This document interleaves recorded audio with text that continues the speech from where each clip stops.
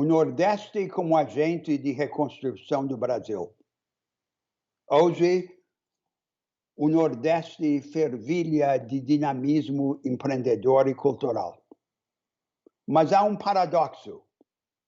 Há 60 anos, desde a época de Celso Furtado, falta projeto ao Nordeste. O vazio de projeto tem sido preenchido por duas ilusões. Uma ilusão é o pobrismo, ajudar os pobres por transferências são necessárias, mas não podem substituir uma estratégia produtivista includente que transforme de maneira profunda e duradoura a realidade social e econômica do Nordeste. A outra ilusão é o São Paulismo, o fascínio com o paradigma industrial estabelecido no Sudeste, sobretudo em São Paulo, em meados do século passado. Grandes obras, grandes empresas, refinarias e siderurgias no litoral em regime de enclave, sem mudar nada em volta. Hoje, o Cerrado nordestino, o sul do Maranhão e do Piauí, o oeste da Bahia, estão entre as regiões que mais crescem no Brasil. Mas é como se fizessem parte do Brasil central. Metade dos nordestinos mora no sertão. E o sertão é 80% do território nordestino. Proponho pensar o Nordeste a partir do sertão, em vez de pensá-lo como historicamente foi pensado a partir do litoral. 4 grandes eixos de um projeto vanguardista e produtivista no Nordeste. Primeiro, na indústria e nos serviços acoplados à indústria. Eu vi com meus olhos, no interior de Pernambuco, na área de Toritama, na indústria têxtil e de confecções, um turbilhão de empresas de todas as escalas, algumas arcaicas, outras modernas, como se fosse um mostruário de todas as formas de produção industrial que evoluíram nos últimos 3 séculos no Ocidente. Temos de organizar e de soerguer aquela energia amorfa e desassistida. Organizar uma coordenação estratégica descentralizada, uma parceria entre os governos e os empreendedores emergentes, e entre os empreendedores a concorrência cooperativa, quer dizer, concorrem uns contra os outros, mas ao mesmo tempo fazem mutirão de certos recursos para ganhar economias de escala. E os governos ajudam a organizar o acesso ao crédito, à tecnologia, aos conhecimentos avançados e aos mercados, para pouco a pouco subir a escada da agregação de valor. O segundo eixo tem a ver com a agricultura irrigada. Lá, o problema mais importante não é a condução física da água, ao contrário do que imaginamos. Ter a água fisicamente é indispensável, mas a experiência mundial mostra que o problema básico da agricultura institucional irrigada é institucional. Organizar as relações entre os entes federados, entre os agentes públicos e os privados, e entre os privados, por meio da concorrência cooperativa, para aproveitar a água e diversificar lavouras perenes de alto valor agregado. E juntar a essa agregação de valor a industrialização dos produtos agrícolas.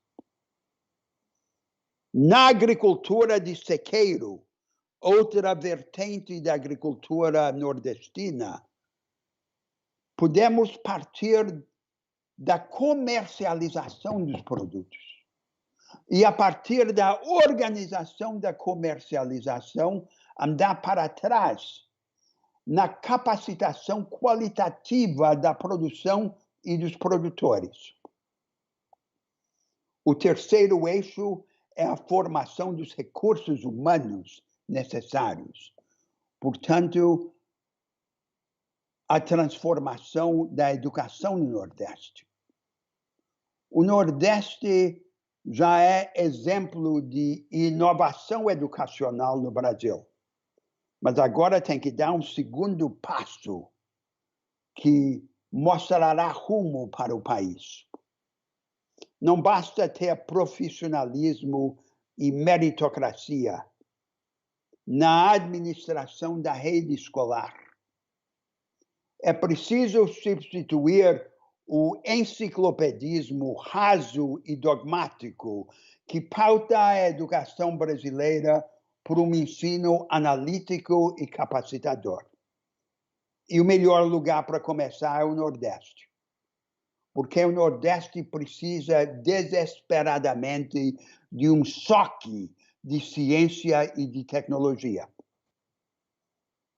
Primeiro passo pode ser aproveitar os institutos federais de tecnologia que já exercem um efeito tremendo no Nordeste. Desdobrar aquele experimento para formar, burilar a inventividade tecnológica popular que existe no Nordeste. Eu vi, por exemplo, em Picos, no interior do Piauí, as extraordinárias invenções de máquinas na indústria do mel de abelha por gente que tinha apenas formação de escola média. E, a partir desse primeiro passo, começar a transformar as outras escolas médias e depois todo o ensino básico. O quarto eixo é repensar e reorganizar a política social no Nordeste, para fazer uma distinção que falta. É uma distinção entre dois destinatários da política social.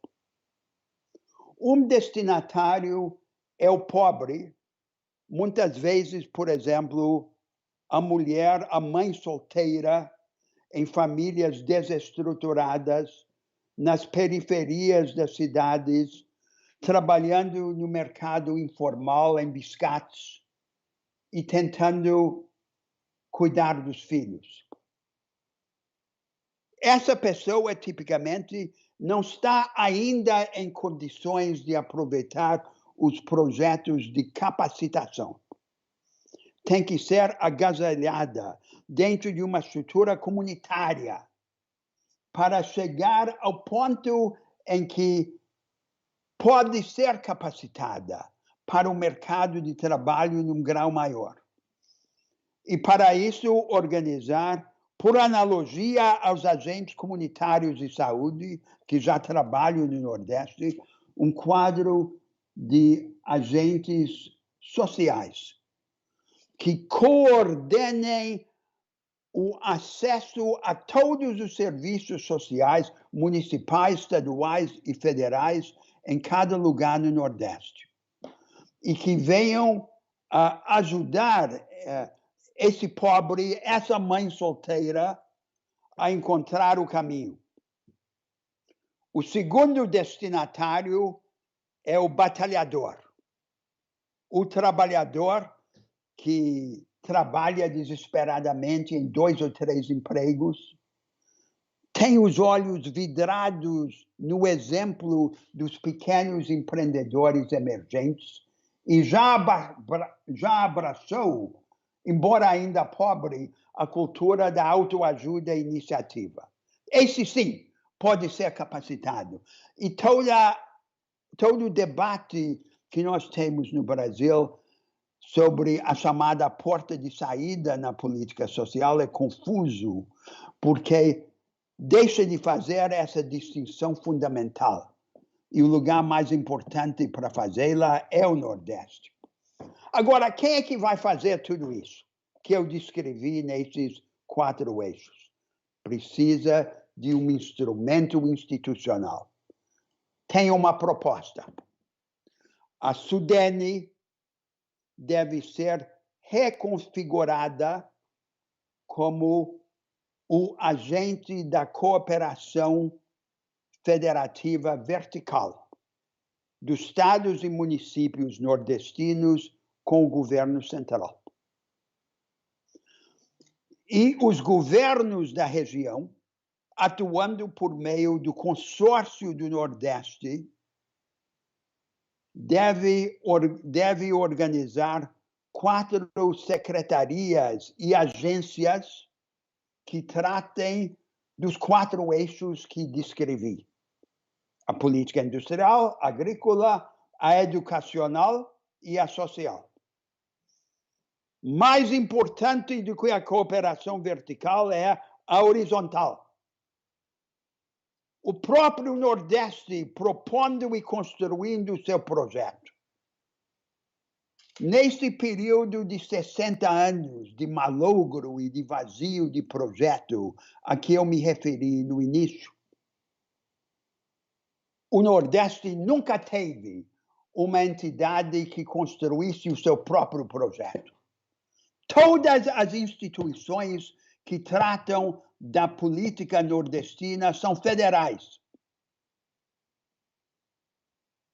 A SUDENE, a CODEVASP, o DENOX, o Banco do Nordeste.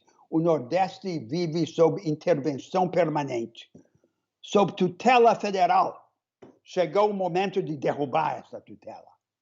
O Nordeste se rebelar e, se rebelando, falar pelo Brasil.